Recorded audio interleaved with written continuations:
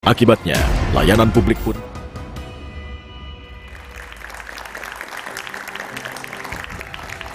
masih bersama saya Budiman Tanrujo di satu meja The Forum.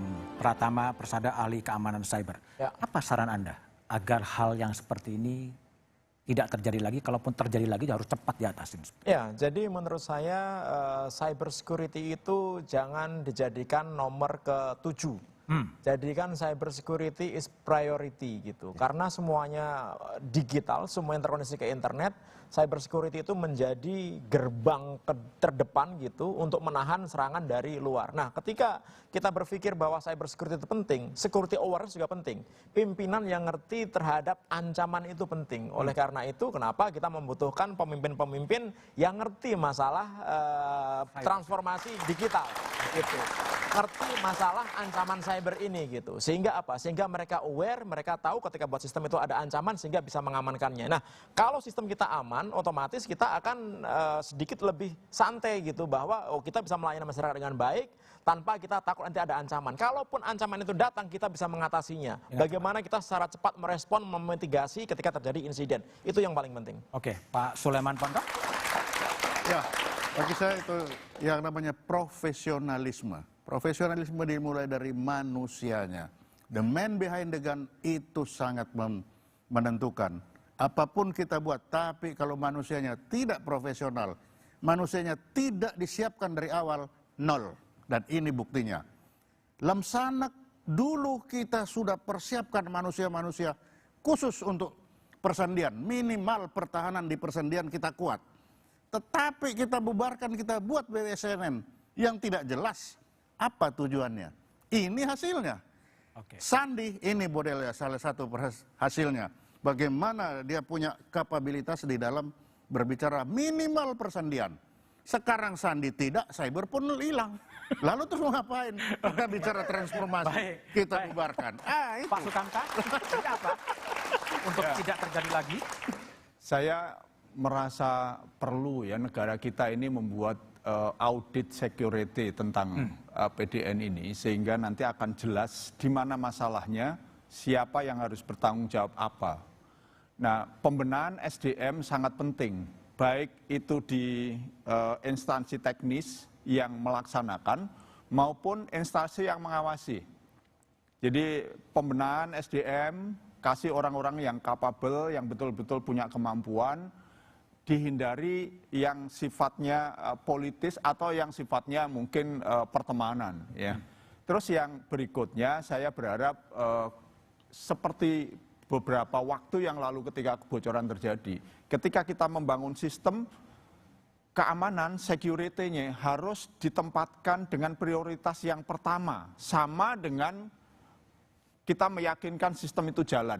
Kita harus meyakinkan bahwa sistem itu aman. Aman dari serangan cyber yang kata orang-orang cyber yang bertanggung jawab itu jutaan per tahunnya. Kita tahu bahwa serangan itu datang dan namanya cyber security itu hari ini jam ini aman tapi jam berikutnya belum tentu aman. Maka diperlukan awareness nomor 1 di situ. Saya sepakat dengan Mas Pratama tadi. Yang kedua SDM dan yang berikutnya adalah tata laksana di dalam urusan security ini harus firm dan tidak kompromi. Ya, jangan masing-masing mau mendominasi. Udahlah kita atur untuk kepentingan bangsa negara, ayo kita buat tata laksana yang baik, pembagian kerja, koordinasi yang baik. Oke, Mas Ruby dulu ya sebelum ke Wamen. Pak Ruby, apa saran Anda? Baik, jadi kalau semuanya sudah menggambarkan kira-kira ke depannya harus kayak gimana. Kalau saya dari kacamata kita digital forensik, kita meneliti setiap data leak yang pernah terjadi di Indonesia dari tahun 2019 sampai sekarang, itu kalau jadi peneliti kayak kami, itu kita sudah punya semua data pribadi di Indonesia. Jadi nggak perlu saya nyebarin ransomware. Kita sudah punya semua data pribadi Indonesia. Sudah ada BPJS, sudah ada Dukcapil, sudah ada e-commerce kita yang besar, banyak bank syariah kita kemarin hampir 1 tera datanya sudah dijual, sudah ada. Nah, Jadi kalau menurut saya sepakat sama Pak Yanuar tadi, ini konsepnya jangan lagi mengangan-angan ke depan. Setiap kasus selalu begini, setiap kasus ada di media heboh seperti ini. Semua pakar, semua narasumber muncul seperti ini. Menurut saya ini sudah puncak gunung es dan ini sudah saatnya kita tentukan bahwa ini tragedi nasional dan ini harus dimulai saat ini. Harus ada yang tanggung jawab. Harus ada yang tanggung jawab. Nggak bisa enggak lagi kalau sekarang menurut saya. Siapapun itu, baik yang ownernya kah, yang operasionalnya kah, siapapun itu. Sampai ujungnya nanti kita cari pelakunya itu belakangan. Utamanya harus ada yang tanggung jawab. Mas Yanuar Nugroho? Satu, pemerintah mesti bertanggung jawab, mengaku salah dan minta maaf karena tidak bisa melindungi data warga negaranya. Itu jelas, no excuse. Tapi nomor 2, melangkah ke depan, menerjemahkan cita-cita transformasi digital itu secara lebih konkret. Tapi langkah pertama tadi, iya ini salah. Udah salah, nggak usah cari alasan lagi. Tapi yang kedua adalah, oke diperbaiki kalau begitu. Siapa itu? Pemerintah lah.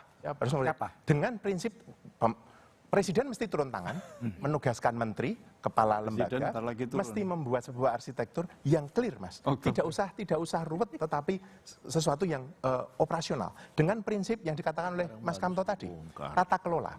Yang membuat kebijakan tidak melaksanakan, yang melaksanakan tidak mengawasi. Itu prinsip. Sudah. Kemudian detailnya, ya dibenerin kalau digital ini prioritas, ya perlakukan sebagai prioritas. Oke, baik Pak Wamen, silakan. Ada permintaan untuk mengaku salah dan permintaan maaf. Ya, yang pertama tentu saja karena ini serangan sudah terjadi, yang berarti menunjukkan adanya kelemahan. Kominfo sebagai lembaga yang menaungi persoalan ini sudah menyatakan permohonan maaf terutama kepada publik yang layanannya terganggu, terutama untuk warga negara kita dan juga para tamu-tamu yang datang ke Indonesia yang terpaksa tertahan di imigrasi pada waktu itu. Ya, lalu juga untuk layanan-layanan lain yang potensial terganggu karena serangan ini. Terus yang kedua, saya kira kita memetik pelajaran yang cukup penting di sini ya dan sangat kritikal. Ada 2. Yang pertama, serangan terhadap pusat data nasional ini adalah serangan terhadap kepentingan publik yang berarti serangan terhadap negara, gitu ya. Dan karena apa?